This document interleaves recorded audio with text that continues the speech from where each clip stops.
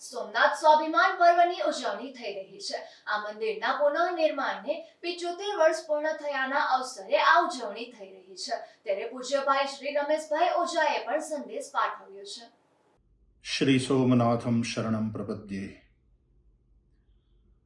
ભારતની ભવ્ય સંસ્કૃતિને પુનઃ એકવાર ભવ્યતાથી ન કેવળ ભારતમાં પણ સમગ્ર વિશ્વમાં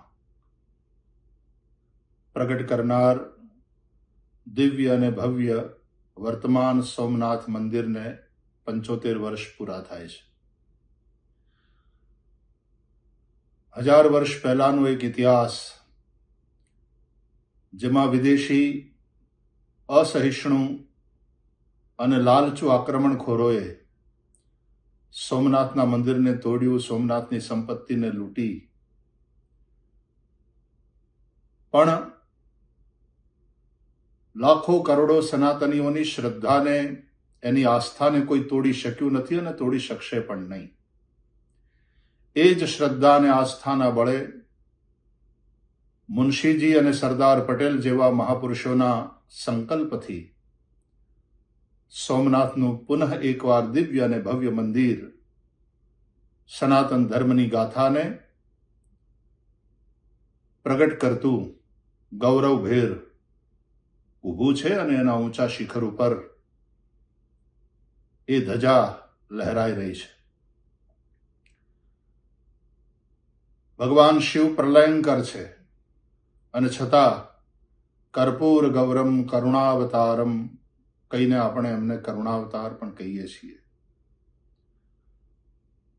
અહલ્યાબાઈ હોલકરના દ્વારા સ્થાપિત અને ભગવાન સોમનાથની પૂજા નિરંતર ચાલતી રહે એ માટે સેંકડો વર્ષો સુધી સનાતન ધર્માવલંબી હિન્દુઓએ મંદિરમાં પૂજા કરીને આજે પણ ભગવાન શિવના ઉપર અભિષેક અને પૂજન થાય છે। વર્તમાન મંદિર એક નવી વ્યવસ્થા સાથે, નવા રૂપરંગ સાથે હવે લાખો દર્શનાર્થીઓને રોજ સમાવી રહ્યું છે। દર્શનનો લાભ સૌને પ્રાપ્ત થઈ રહ્યો છે અને એક સુંદર વ્યવસ્થા સાથે સોમનાથ ટ્રસ્ટ આગળ વધી રહ્યું છે। ભારતના યશસ્વી અને તપસ્વી આપણા વડાપ્રધાન શ્રી નરેન્દ્રભાઈ મોદીજી જ્યારે પધારી રહ્યા છે સોમનાથમાં, અને એમનું નેતૃત્વ અને એમનું માર્ગદર્શન ટ્રસ્ટને પ્રાપ્ત થઈ રહ્યું છે। સોમનાથની અંદર સંસ્કૃત યુનિવર્સિટી પણ છે અને સંસ્થા દ્વારા પણ સંસ્કૃત પાઠશાળા પણ ચાલી રહી છે। ત્યારે ઇતિહાસને આપણે ક્યારેય ભૂલવો ન જોઈએ અને ઇતિહાસથી શીખીને આપણે જગતની સામે એક વસ્તુ સાબિત પણ કરી છે કે હિન્દુઓની, સનાતનીઓની આસ્થાને કોઈ નહીં તોડી શકે। અને મૂર્તિ તોડવાથી આત્મા એ જો અવિનાશી છે અને એને કોઈ કાપી શકતું નથી, એને કોઈ સૂકવી શકતું નથી, એને અગ્નિ બાળી શકતો નથી, તો આ તો પરમાત્માની વાત છે। વંદે દેવ ઉમાપતિમ સુરગુરુમ વંદે જગત કારણમ। જગતનું કારણ કહેવાય છે એવા ભગવાન શિવ જે સ્વયં મૃત્યુંજય છે, એને તો કોણ તોડી શકે? એ તો સવાલ જ નથી।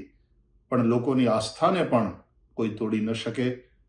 એ મજબૂત આસ્થાનું પ્રતીક ભવ્ય અને દિવ્ય સોમનાથનું મંદિર 75 વર્ષ પૂર્ણ કરી રહ્યું છે। ત્યારે ખૂબ ગૌરવ સાથે અને મજબૂત શ્રદ્ધા સાથે એના ઊંચા શિખર ઉપર લહેરાતી ધજા સનાતનનો સંદેશો અને વિશ્વ બંધુત્વની વાત સમગ્ર વિશ્વને ગાય બજાવીને કહી રહી છે। ખૂબ આનંદ થાય છે, ખૂબ ગૌરવનો અનુભવ થાય છે।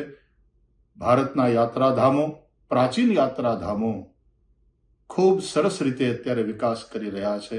લોકોની આસ્થાને કારણે લાખો કરોડો લોકો પ્રત્યેક વર્ષે દર્શનનો લાભ લઈ રહ્યા છે। ત્યારે આ અવસરે સોમનાથ ભગવાનના ચરણારવિંદમાં વંદન। સૌને જય સોમનાથ।